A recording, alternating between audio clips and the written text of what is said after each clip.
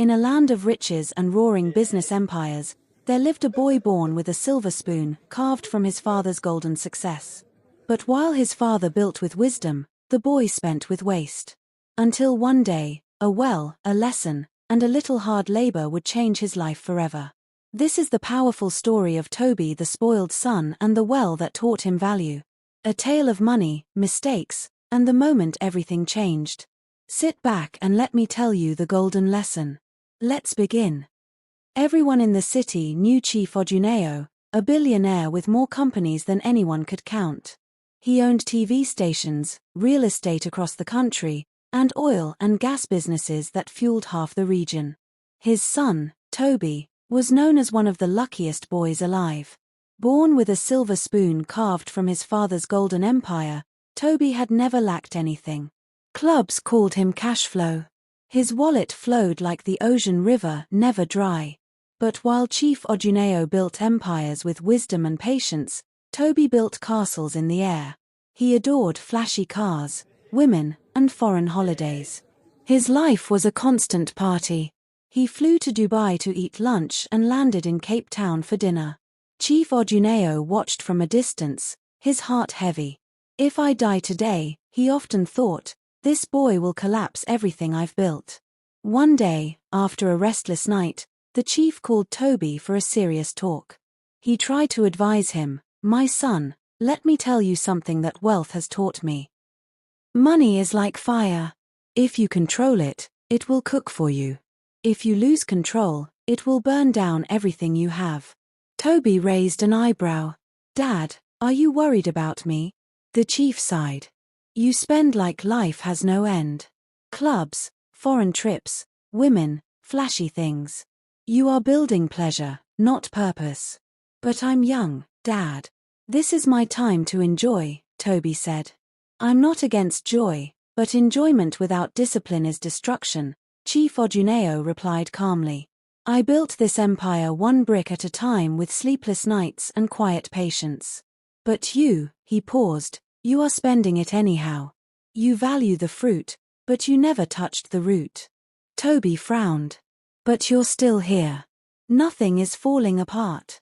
Chief Odunayo leaned in. "One day, I will not be here. And if you don't learn, everything I leave behind will scatter like dry leaves in the wind. I'm warning you, not because I hate you, but because I want you to stand tall when I'm gone."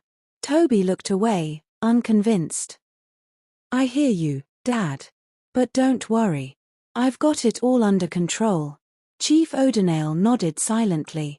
But in his heart, he knew, this boy needs more than words. He needs a lesson. The next morning, he called Tobi again with a strange request. "Bring me some money tomorrow. I want to do something for you." Tobi didn't ask questions. He smiled and ran off to his mother's room. "Mum, Daddy needs money for something important. Please help me." His mother gave him the money gladly. The next day, Chief Odunayo was waiting. Tobi arrived, fresh and smiling, holding an envelope filled with crisp notes. "Here's the money, Dad," he said. Chief Odunayo nodded. "Good. Now follow me." They walked behind the mansion to a quiet corner of the compound. There, a newly dug well stood wide and deep, its mouth covered with a wooden lid. Tobi frowned. "What's this for?" "You'll see," his father replied. Chief Odunayo removed the lid and stared into the darkness. Then, without warning, he dropped the envelope into the well. Flop. "Daddy!" Tobi shouted. "My money." Chief Odunayo turned to him calmly. "Where did you get it?" "From Mum," Tobi replied, confused. "Go and find more money," his father said, "but don't collect it from your mother again." Tobi blinked in shock. "But, why?" "No questions. Just do it," Chief Odunayo said and walked away. The next day, Tobi returned with more money, looking less cheerful. Chief Odunayo nodded. Once again, he opened the well and dropped the money inside. Flop. "Ah. Again." Tobi cried. "Where did this one come from?" "My uncle," Tobi said, frowning.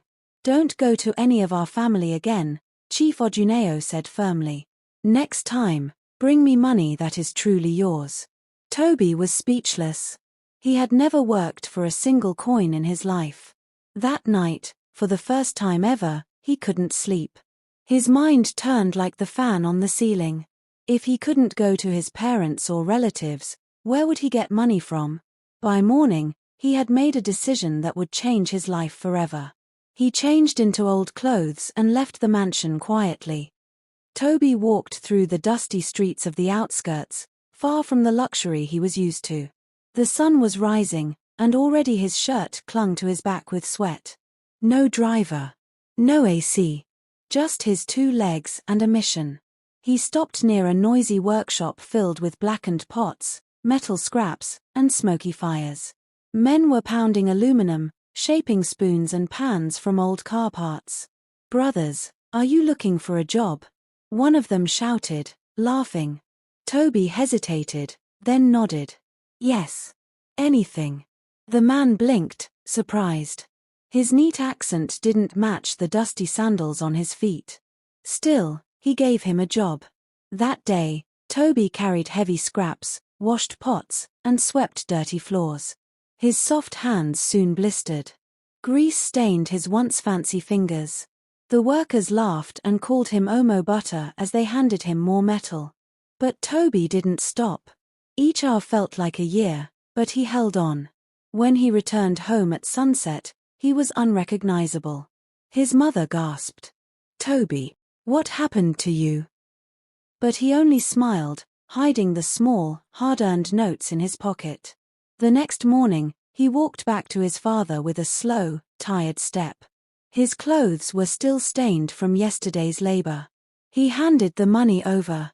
Chief Odunayo, calm as ever, opened the well again. But just as he raised his hand to drop the money, Tobi grabbed him. "No, Dad. Please don't throw it in." His voice cracked. "I worked for that money. I suffered for it." The chief stared at him for a long moment. Then, he smiled. "My son," he said quietly, "now you understand." Tobi sat on the ground, exhausted but proud. For the first time in his life, he had earned something. Chief Odunayo placed a firm hand on Tobi's shoulder. "Now," he said gently, "you know the meaning of money." Tobi nodded, wiping sweat from his brow. "It's not just paper, Dad. It's pain. It's effort. Every note I earned came with a sore back and a hungry stomach." Chief Odunayo chuckled. "That's why I couldn't let you continue living as cash flow. You were spending like the Osun River, fast and reckless. But now you know, even rivers dry when there's no rain." Tobi bowed his head. "I'm sorry, Dad. I never understood."